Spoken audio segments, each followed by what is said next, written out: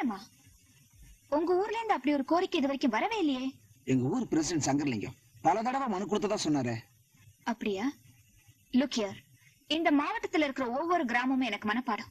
நிச்சயமா அப்படி ஒரு கோரிக்கை வரவே இல்லை. பட் போன வாரம் கூட உங்களுக்கு ஒரு மனு அனுப்புனதா சொன்னாரே மேடம். நீங்க வேணும்னா புதுசா ஒரு மனு கொடுங்க, நாங்க பரிசீலனை பண்றோம். ஓகே? அப்ப மனு கொடுத்ததா சொல்லி சங்கர்லிங்கம் நம்ம எல்லாரையும் சீட் பண்ணியிருக்கான்.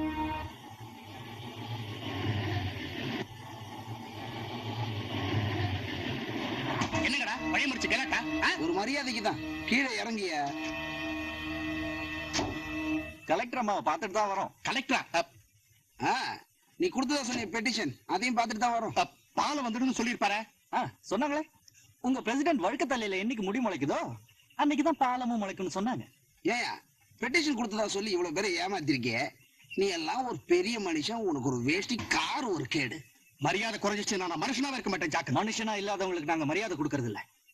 பாலம் யாருக்கு தேவையோ அவங்க தான் கட்டிக்கணும். எங்களுக்கு தேவையில்லை, நாங்க கட்டிக்கல. உங்களுக்கு தேவையான நீங்க கட்டிக்க வேண்டியதால பிரதேச பசங்க. பணக்கார கிழமை பாலம் மட்டும் இல்லையா, உனக்கு சமாதி சேர்த்தே கட்டுறோம். தம்பி என்ன இது? அவங்கள வழிமறிச்சடிச்சு உங்க சக்தியை ஏன் வீணாக்குறீங்க? அப்புறம் அவங்களுக்கு நமக்கு என்ன வித்தியாசம்? இவங்க கொட்டத்தை அடக்க வேற வழி பிறந்தாச்சு. இன்னி பேப்பர்ல தேர்தலுக்கான அறிவிப்பு வந்திருக்கு. இத்தனை நாளும் இவங்க தேர்தலில் நின்று ஜெயிச்சு தங்க வசதியை பெருக்கிக்கிட்டாங்க. இந்த தடவை நாம தேர்தலில் நின்று ஜெயிச்சு ஜனங்களுக்கு வேண்டிய வசதிகளை செய்து கொடுப்போம். இன்னும் எத்தனை நாளைக்கு இந்த ஆட்டம் ஆட போறாங்க? தேர்தலில் சந்திப்போம்.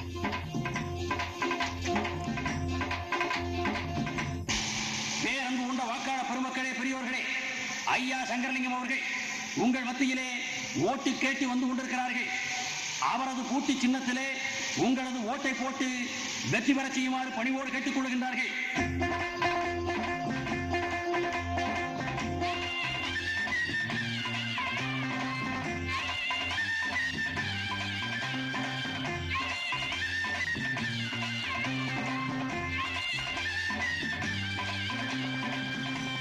அம்மா தாயே கொண்டாயா சீக்கிரம். மறந்துடாம பூட்டு சின்னத்துல ஓட்ட போட்டுருங்க. ஞாபகத்துல இருக்கிறதுக்காக இந்தாங்க பூட்டு. 100 ரூபாய் நோட்டு. ஏயா சாவி இல்லாமலே பூட்ட குடுக்குற? என்னையா பண்றது? அதெல்லாம் எனக்கு தெரியாது. நோட்டை கொடுத்துட்டேன், பார்த்து ஓட்ட போட்டுருங்க. வாயா, இன்னும் 4 தடவை போகணும்.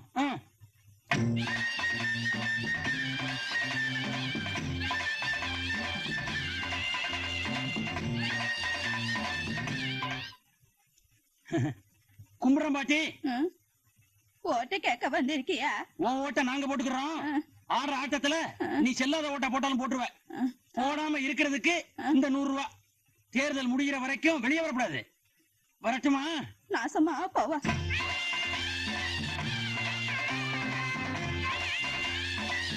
உங்கள் ஓட்டு. இடம் தெரியாம வச்சா வாயா.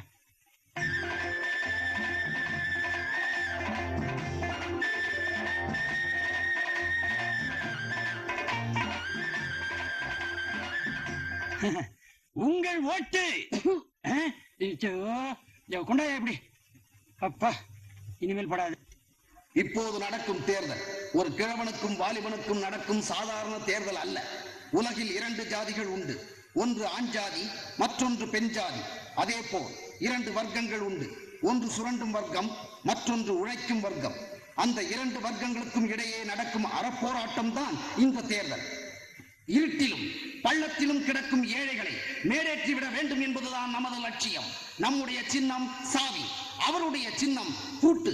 அந்த துருபிடித்த பூட்டை உடைத்தெறிய வேண்டும் என்றால் சாவி சின்னத்தில் உங்கள் பொன்னான வாக்குகளை அளித்து தோழர் வாஞ்சிநாதன் அவர்களை பெருவாரியான வாக்கு வித்தியாசங்களில் வெற்றி பெற செய்வதோடு மட்டுமல்லாமல் வெற்றி தாயின் மடியில் தவறவிட வேண்டும் என்று உங்களை தாழ்மையுடன் கேட்டுக்கொள்கிறேன்.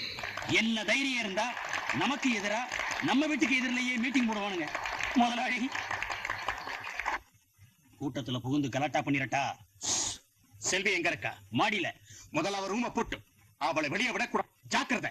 அடுத்தபடியாக வெற்றி வாகை சூட போகும் நமது அன்பு வேட்பாளர் வாஞ்சிநாதன் அவர்கள் உங்களிடையே பேசுவார்கள்.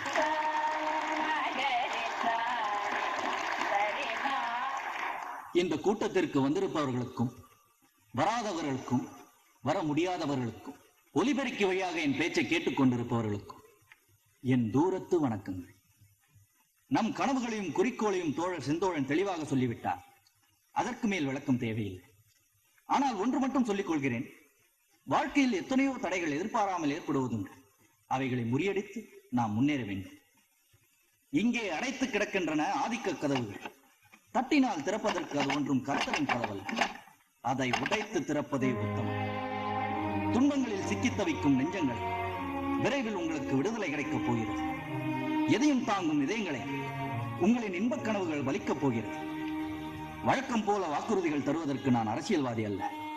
உங்களில் ஒருவன், உங்களோடு பழகியவன், உங்களுக்கு நெருக்கமானவன், உண்மையில் உங்களுக்கு சொந்தமானவன்.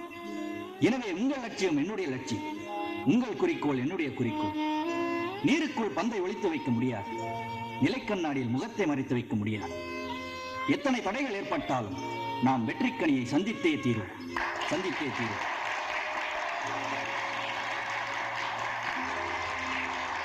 வானம் கைக்கு வருமா என்று வருந்திக் கொண்டிருப்பவர்களே, அந்தரத்தில் தூண்டில் போட்டுக் கொண்டிருக்கும் அன்பு நெஞ்சங்களே, உங்களின் ஒரு கை கண்ணீரை துடைத்துக் கொள்ளட்டும், மறுகை வானத்தை தொட்டுவிட வளரட்டும்.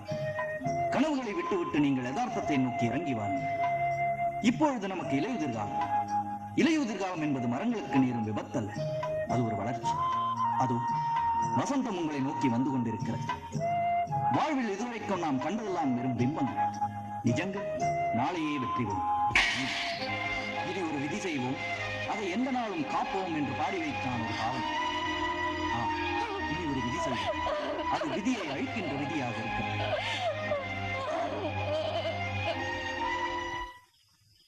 யோ, யாரு? என்ன அந்த மூலையில ஒழுங்கா ஒட்டியா? அங்கயா நீ வந்து ஓட்டுறது? அட ஒட்டியா? ஓட்டுறவங்க கஷ்டம் உனக்கு என்ன தெரியும்? ஆட்டாத.